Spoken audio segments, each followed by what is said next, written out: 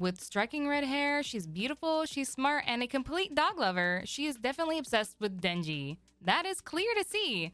But is it really due to love at first sight? Or is she after something else? Watch on as we'll reveal all about Makima and her true objectives. Makima is a high-ranking officer from the Public Safety Devil Hunters. So why would she be so obsessed with Denji? We first meet her when she was assigned to exterminate the zombie devil, and it was there that she met Denji. From there, we see an interesting relationship form between the two, resulting in a master and pet dynamic between her and Denji that becomes an important point for the rest of the story.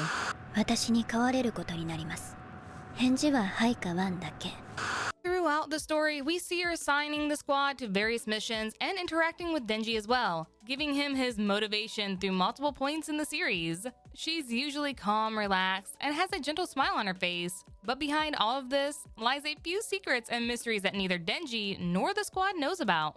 But did you know that Makima is actually no ordinary person? By which we mean she's not actually human at all. As it was revealed in the manga, Makima is the Control Devil, who represents the fear of control or conquest. She is part of the Four Horsemen, a group of 4 powerful devils representing the concepts of conquest, war, famine, and death. You might not be familiar with it, but this is a direct reference to the 4 Horsemen of the Apocalypse, which are important figures which appear in religion as representatives of different aspects of the apocalypse. It turns out, though, that she's actually using her powers for her own motives, which she puts in as creating a better world. Using the Chainsaw Devil's special power, Makima wishes to erase certain devils and the concept that they embody entirely. In the manga, she mentions ideas and events that should have existed but have long been forgotten due to being eaten by the Chainsaw Devil. In another panel, she explains that she's a big fan of Chainsaw Man. As we said earlier, she wants to control Chainsaw Man and create a better world. But if that doesn't work, she'd be more than happy to get eaten by him,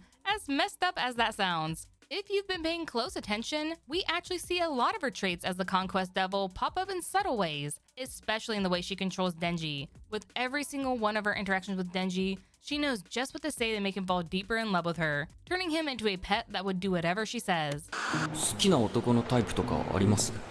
デンジ君みたいな人。 In the end, we see just how cold and sadistic she actually is. From the very start of Denji's journey, Makima had purposely set up Denji with squad mates and people around him that he could get close to. But in the end, she plans to destroy all of this happiness. We come to know that her reasoning behind this is that it will allow her to completely awaken the Chainsaw Devil that lies within Denji. Interestingly, Fujimoto, the author, mentioned that some characters in Chainsaw Man are inspired by Fooly Cooly, with Makima's character possibly being a reference to Haruko. Mysterious and unpredictable, Haruko's interactions with Naota and Makima's interactions with Denji are rather similar in the way that these older women manipulate and charm the two boys. Following Denji's fight against Aki as the Gun Fiend, we get a sequence that perfectly encapsulates just how ruthless she is. Makima sees Denji depressed and sitting alone on a bench. She then invites him over to her apartment. After Denji tells her his wish to be her pet, Makima reveals that she invited power to the apartment and orders Denji to open the door. Right when that happens, Makima blasts her apart, killing her right in front of Denji's eyes.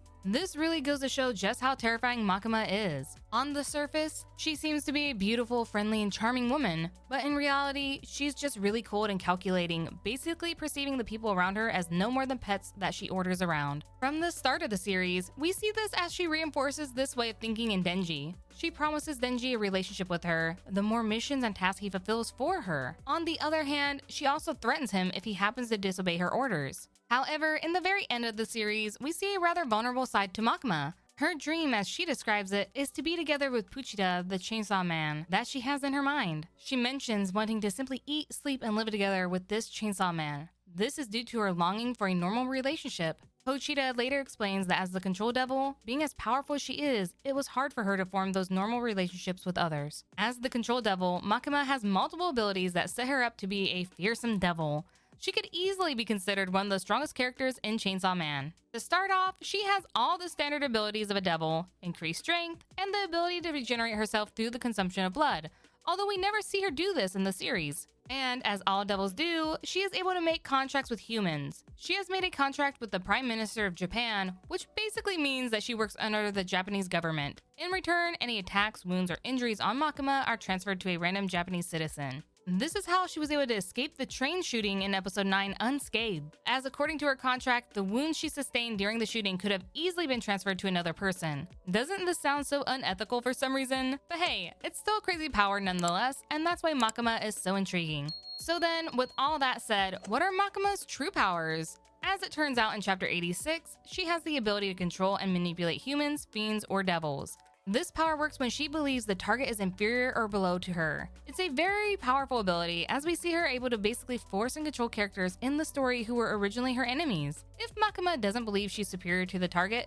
she could easily just defeat them and prove her power over them. She's even been able to bring back individuals that she has killed. After being put under her control, those victims lose their previous memories, becoming very affectionate for Makima and follow her every order. She is also able to use the powers of the person, devil, fiend, or hybrid she's killed. This is done by summoning the subject's body connected to her by a chain that comes out of her own body. To be specific, for the humans she summons, she uses the power of the devils they had a contract with when they were alive, having been seen using the angel devil, punishment devil, and a few other devil's powers through this method. It's currently unconfirmed, but her powers as the control devil might have been the reason that Aki Hayakawa has a crush on her.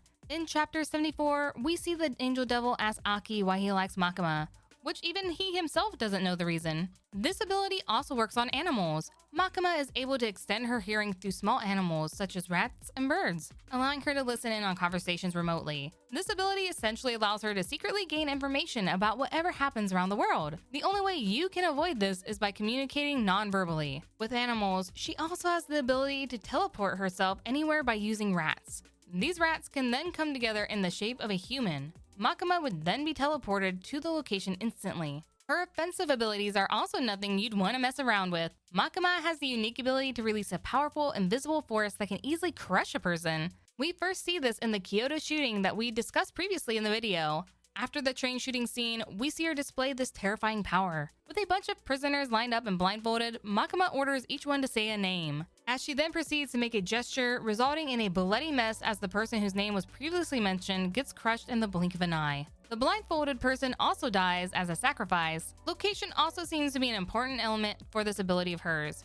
While using it, she instructs other people around her to also blindfold themselves. It's likely that this is done just to hide the mechanisms of her abilities from them. Lastly, she is also able to release this force through a hand gesture. Generally, she makes a pistol-like gesture towards the enemy. This shoots out the force through her finger and heavily damages the enemies, even capable of hurting the Darkness Devil, a powerful primal devil. She was able to kill power instantly with this ability, erasing half of her body in an instant. Against Denji's berserk form, when he turns into the full Chainsaw Devil, she was able to send him up to space by using this move multiple times. Occasionally, she likes to say bang when she uses this ability.